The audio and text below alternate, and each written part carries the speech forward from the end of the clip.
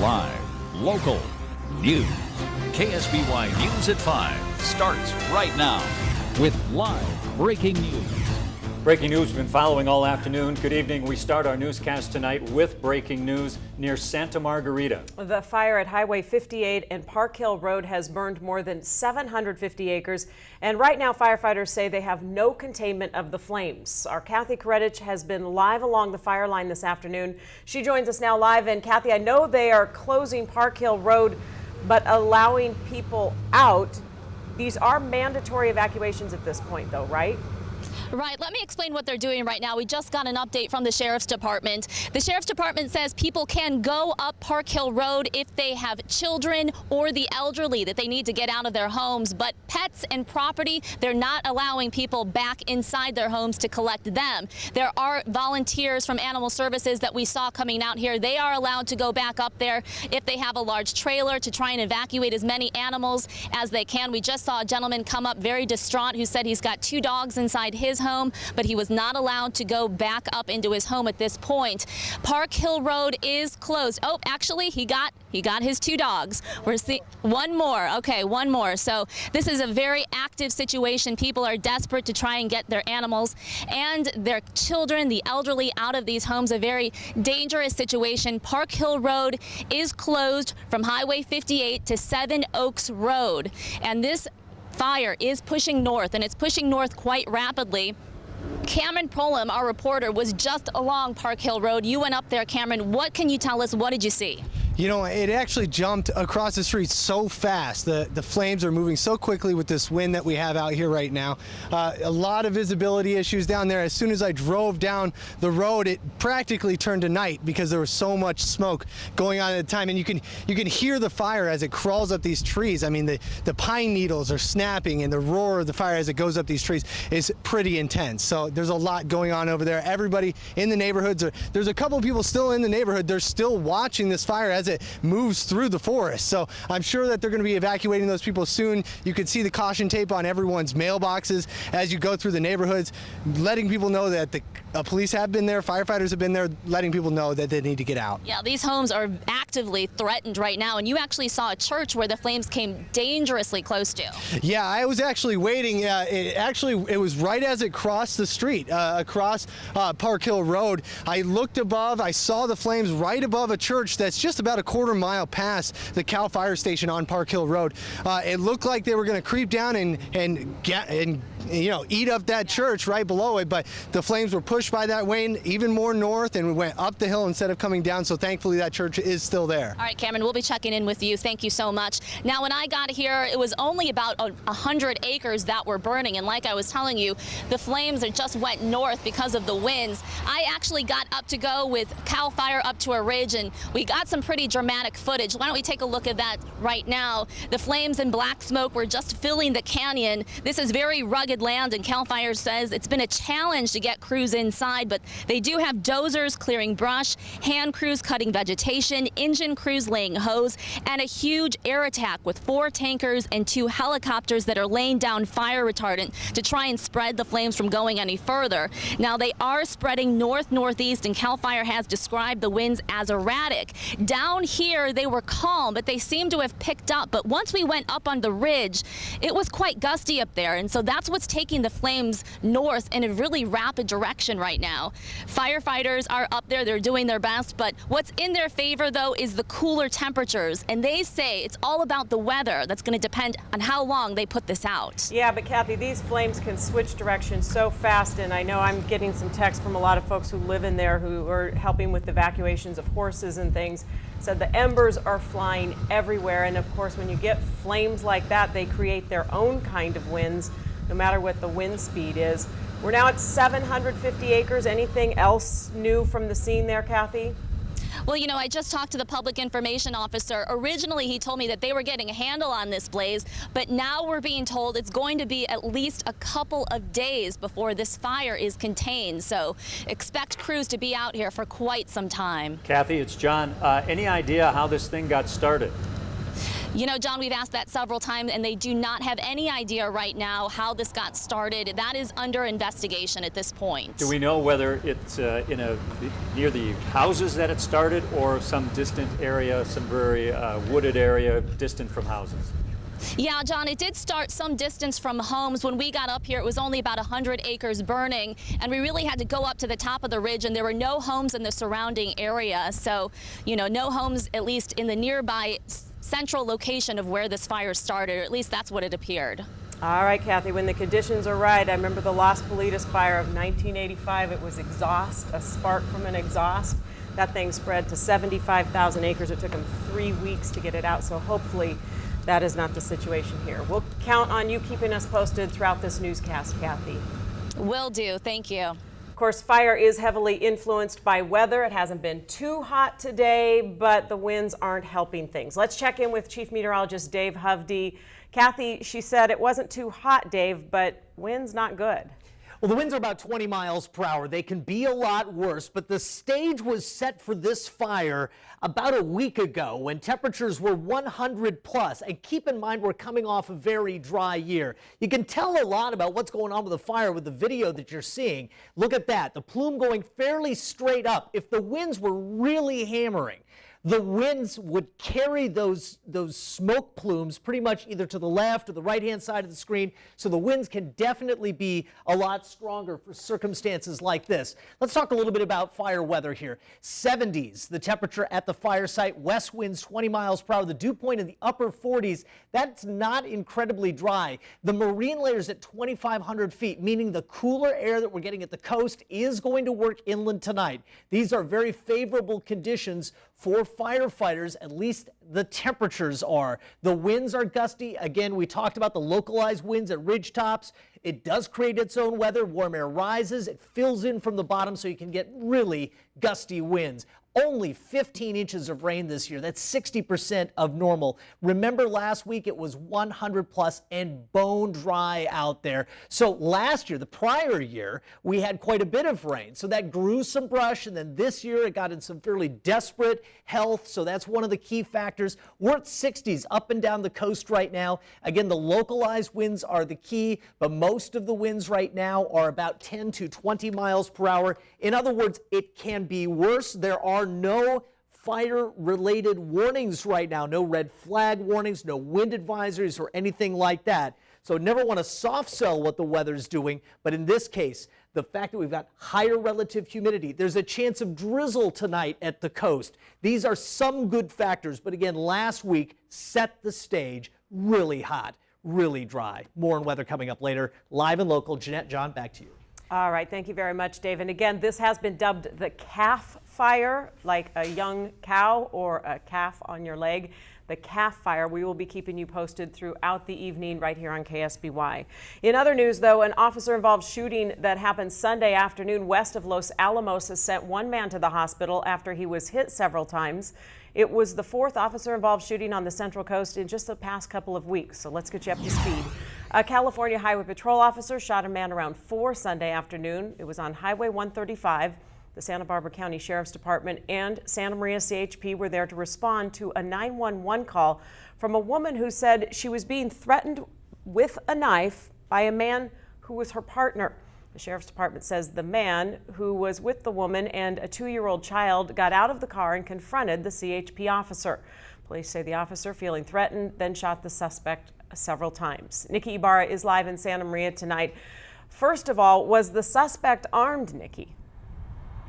Yeah, Jeanette, the police say that he was armed, but they're not saying if it was with a knife, as was reported in that 911 call. Now, he was taken to Santa Barbara's Cottage Hospital, but we don't know his condition as of today. And this news comes after a recent string of officer-involved shootings here on the Central Coast. So we wanted to see what goes on the other side of the line. So we contacted Larry Brubaker, a former FBI agent and author of Pulling the Trigger, and he's spoken to hundreds of officers who have been involved with officer-involved shootings. Now, he says officers are trained to protect, but pulling that trigger is something they don't want to do.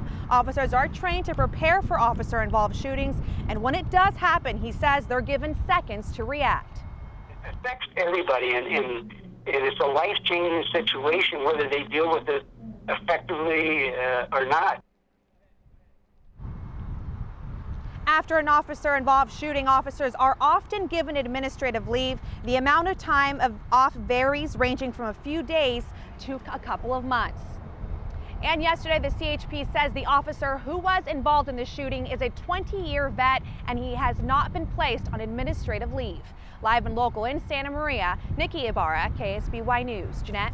All right, thank you, Nikki. This is the first officer-involved shooting in Santa Maria involving the CHP, we're told, in the last 15 to 25 years. We're going to go back out to that calf fire that we've been covering. 750 acres burned. We'll be back with more after this break. We're going to go back out to Kathy Koretich, who is live on the fire line on the calf fire east of Santa Margarita. Kathy, any new information in just the last 10 or 15 minutes? I know how fast these things change. Well, I hope you're not asking me any questions right now. I can't hear anything that you're saying, but I just want to give you an update on the fire right now. It continues to push north. We are here live at Park Hill Road. There is a mandatory evacuation for all residents along Highway 58 and Seven Oaks Road. People can only go up and get their kids and the elderly. They cannot go up and get their pets and property. Now, currently, there are 250 firefighters on the ground. Just want to explain what they're doing right now. Hand crews are cutting vegetation. That includes 4 inmate crews, and you've got the attack from the air with multiple air tankers and helicopters, and engine crews laying hose. Now, the hose is attached to the engines, and firefighters carry 300 feet of that on their backs at a time, and they lay that down 100 feet sections. Now, CAL FIRE says they are making progress, but this is a really steep, hilly terrain, and of course the winds feel like they've picked up, and it seems to have jumped the canyon. It was south of Park Hill Road about an hour ago, and now it seems to have gone north. So that is the very latest. We will continue to monitor things. There's helicopters overhead. We continue to see air tankers dropping fire retardant along the way. So they're really trying to get a handle on this. But right now, it just seems like this fire is 750 acres and growing. We're going to turn things over to Chief Meteorologist Dave Hovde. He is standing by with the latest on weather. Now, your live, local TrueView 6 weather forecast with meteorologist Dave Hovde. Kathy, thank you. More on the weather relating to the fire. She was talking about the north movement. We have winds out of the south in the upper levels. That's driving some of that here. The low-level winds are westerly. Temperatures right now in the 60s and 70s. The dew points aren't incredibly dry. We can get those dew points down in the 20s. No fire-related advisories. The marine layer is at 2,500 feet, so the air at least is not bone dry today. But I'll tell you what, coming off a really dry winter, again, 60% of normal, that brush is in desperate shape out there. And last week, we really set the stage for this with 100-plus degree readings for 3 straight days to begin the week last week. You need longer recovery. But interesting news tonight is that the coast could even see some areas of drizzle. So the upcoming forecast, not that bad. Locally gusty winds, but this time of year, the winds can be higher. Again, no red flag warnings. That's all good for the firefighters there. But localized weather, always with those fires, when you get those ridge lines going, the heat just makes such a rising motion. It rushes in from the lowest level. So there are localized winds up at those pass levels and up along the ridge line. We're going to watch that carefully. So much to talk about today. Temperatures in the 60s. The winds are out of the southwest. Again, they're locally gusty. The headlines tonight, that drizzle chance. Fabio leftovers. What are we talking about there? More in a second. A slight thunderstorm chance Wednesday night into Friday, and that could be trouble too because lightning can always cause other fires. This is Fabio. What was a really strong storm out here in the Pacific is now weakening. It's becoming a tropical storm, and look at the path. It's going to drive some leftover moisture into California. Now, the system's going to fall apart. Right now, winds to 69 miles per hour, but it's tropical kind of moisture that could leak in here and could even cause some thunderstorms. We do have some marine clouds in at the coast with this very strange pattern out of the south here. We don't see this all that often. What's going on today is we also have a mid-level area of low pressure that's moving over the area. and it's causing cool air to drive further inland. Again, that's all very good news in this forecast coming up. So let's take a look at this live and local for tomorrow. What we're talking about, temperatures, daytime highs in the 60s to about 70. Remember last week it was 35 degrees warmer on Tuesday last week in North County. So again, the timing of the fire here today, at least it's coinciding with some cooler weather. 66 Arroyo Grande, 63 Napomo, 61 Pismo Beach, 67 at Los Osos, 72 San Miguel, 70 at Atascadero. Temperatures up along the north coast, mid-50s to about 60. Again, late overnight tonight, early tomorrow, some drizzle possible. Then late Wednesday through Friday, depending on what happens with those leftovers of Fabio, we could see a slight thunderstorm chance. I don't want to over-advertise it, but it is possible. We have to think about that when we're talking about some of the high fire threat we have because of fuels out there. The warm-up returns in North County, 90s by the upcoming weekend. In Santa Barbara and the South Coast, temperatures in the mid-60s, warming to about 70. Well, more live local coverage of the Calf Fire, now more than 700 acres. These are some viewer photos, dramatic photos of the fire and the smoke. Continuous live coverage here on KSBY and, of course, on KSBY.com. Stay right there. More KSBY News live at 5 o'clock coming up after this. Welcome back, everyone. We want to kind of recap what's going on with this fire. It is more than 750 acres burning east of downtown Santa Margarita. It has been dubbed the Calf Fire, and it started around 11:30 this morning, and as we mentioned, quickly spread by about, 5 o'clock, 4:30 this afternoon to 750 acres. Yes, Jeanette, and a mandatory evacuation order was put in for the residents between Park Hill Road, between 58 and 7 Oaks. Park Hill Road is where we've seen the CHP set up roadblocks to let people out, but not to let people in. And there are some 250 personnel fighting this fire with all kinds of planes and all the latest equipment, just getting little 100-yard, 100-foot sections knocked down with retardant, burning grass, brush, and oak woodlands at this point. Now, there are homes in the area, a lot of ranchers out there. I'm getting a lot of texts and Facebook messages. They're working on evacuating some of the animals out there. I'm told Park Hill Road is closed both at 58 and Las Politas. I'm also told that the fire started around the area of 58 and Pozo Road and spread from there and then headed towards Park Hill Road. This is an area that has a lot of valleys and can create its own sort of wind drafts when things get going, as we've seen from big fires in this area in the past. So everybody's hoping for the best, and as Dave Hovde's talked about, weather conditions thankfully on their favor to some extent. Yeah, well, the weather, today is not as hot as it was this time last week. This area has a tremendous history, with fire as well. We should also note that the daytime hours here are critical to fighting fires like this. As we get into the nighttime hours, it's harder to do drops. And again, the winds often will shift at nighttime as well. Right now, westerly winds about 20 miles per hour. And you can definitely see the smoke plume. Most of it is being carried to the north as the fire also continues to spread to the north. We want to go to the fire line right now to Kathy Kredich, who's been on scene. What have you got for us, Kathy? We are here along Park Hill Road, where there is a mandatory evacuation for residents living up Park Hill Road. That is from Highway 58 to 7 Oaks Road. I want to bring in Gary Ash. He lives up there. Gary, you got your 3 dogs out. How did that happen? Because they're not letting any people go up and get their pets and property. Well, I was just lucky enough that the town veterinarian came along and he had to run up there, and he knew right where I lived because he works on my landlord's horses. So he let me ride with him, and I went up there and grabbed my 3 puppies, and here I am. You went up there. Yes, absolutely. You went up there, you saw your home. Tell me what it looks like up there. It's all smoky on the other side of the road, and it's kind of a hit and miss whether the wind's gonna blow and burn up my property, or it's closer than I want it to be. After 17 years I've lived out there, it's as close as it's ever been. It's probably less than a mile away from the house.